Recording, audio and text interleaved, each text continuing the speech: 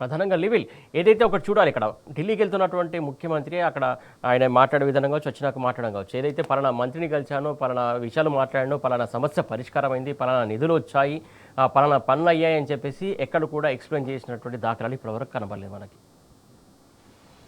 So అంటే ముఖ్యమంత్రి ఉద్దేశం మంత్రులను కలిసినప్పుడు, ప్రధానమంత్రిని కలిసినప్పుడు, కేంద్ర మంత్రిని కలిసి తెలంగాణ రాష్ట్రంలో ఈ సమస్యలు ఉన్నాయి, తెలంగాణ రాష్ట్రానికి ఈ నిధులు కావాలి, ఇవాళ తెలంగాణ రాష్ట్రంలో చాలా చోట్ల ఇబ్బందికరంగా ఉంది, ఇవాళ దాదాపు ఎలక్షన్లు అయిపోయి సంవత్సరంన్నర పూర్తవుతుంది, స్థానిక సంస్థల ఎన్నికలు అయిపోయి అక్కడ స్పెషల్ ఆఫీసర్ల పాలన కొనసాగుతుంది, మీరు నిధులు ఆపారు, ఆ నిధులు ఇవ్వండి, లేదు అంటే మేము ఇవాళ తెలంగాణ రాష్ట్రం గత 10 సంవత్సరాల్లో అద్భుత ప్రగతి సాధించింది, ఆ ప్రగతికి సంబంధించి వాళ్ళ నిధులు మీరు ఇవ్వట్లేదు, ఆనాడు ఆ తెలంగాణ స్వరాష్ట్రం దేశానికి ఒక రోల్ మోడల్గా ఉంది, మీరు ఆ పథకాలు కొనసాగించాలంటే మీరు నిధులు ఇవ్వండి అని అడిగిన దాఖలాలు లేవు, వాళ్ళ ప్రభుత్వాన్ని డిమాండ్ చేసిన దాఖలాలు లేవు. అంటే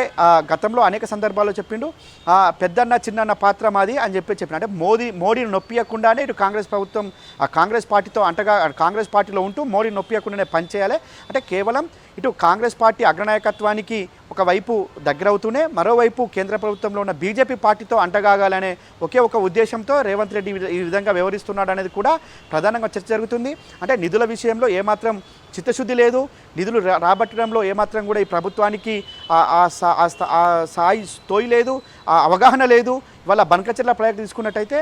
బీఆర్ఎస్ పార్టీ పోరాటం మొదలుపెట్టిన తర్వాత కూడా ఈ కేంద్ర ప్రభుత్వంలో ఉన్న బీజేపీ అక్కడ ఉన్న ఏపీ ప్రభుత్వానికి వత్తాసు పలికి అక్కడ కేంద్ర ప్రభుత్వ సహకారంతో బనకచెర్ల ప్రాజెక్టు కడదామని పదే ఆంధ్రప్రదేశ్ ప్రభుత్వం చెప్తున్నప్పటికీ కూడా ఇక్కడ ఉన్న ప్రభుత్వం మేల్కోకపోవడం, కేవలం అక్కడున్న ప్రభుత్వానికి గురుదక్షిణ కింద అప్పనంగా గోదావరి నీళ్లను అప్పచెప్పడానికి ఇవాళ ఈ ప్రభుత్వం బొగ్గు చూపిన విషయాన్ని కూడా సందర్భంగా చర్చించుకోవాలి. ఈ నేపథ్యంలో అనేక సందర్భాల్లో పోయిర్రు, కేంద్ర మంత్రి సిఆర్ పాటిల్ కలుస్తామని చెప్పిర్రు, సిడబ్ల్యూసీ చైర్మన్ ఉన్నాడు, సిడబ్ల్యూసీ చైర్మన్ కలవచ్చు, ఇతర కేంద్ర మంత్రులు కలవచ్చు, పర్యావరణ అనుమతులకు సంబంధించి ఎన్విరాన్మెంటల్ మినిస్టర్ని కలవచ్చు, కానీ ఇవన్నీ ఏం లేకుండా కేవలం ఏఐసిసి కార్యాలయానికి పోవాలి, కేసీ వేణుగోపాల్ని కలుసుకోవాలి, కలిస్తే ప్రియాంక గాంధీని కలుసుకోవాలి, లేకపోతే ఖర్గేని కలుసుకోవాలి, రావాలి, ఇంతకు మించింది ఇంకోటి లేదనేది కూడా ఇవాళ ప్రధానంగా చర్చ జరుగుతుంది. అంటే ప్రజల సమస్యల పట్ల ఏమాత్రం అవగాహన లేదు, తెలంగాణ రాష్ట్రానికి ఏం చేస్తే తెలంగాణ రాష్ట్ర ప్రజలు బాగుపడతారనే సోయి లేకపోవడం పట్ల ఇవాళ ముఖ్యమంత్రి ఈ విధంగా వ్యవహరిస్తున్నాడు అనేది కూడా ప్రధానంగా చర్చ జరుగుతుంది. కనుక కేంద్ర ప్రభుత్వంపై ఒత్తిడి తేవడంలో ఏమాత్రం ఈ ప్రభుత్వానికి చిత్తశుద్ధి లేదు, చేయదు, కేవలం పర్యటనలు, అంగు ఆర్భాటాలు తప్ప అంతకు మించి ప్రభుత్వం చేసేది ఏం లేదని కూడా ప్రధానంగా చర్చ జరుగుతుంది. సురేష్.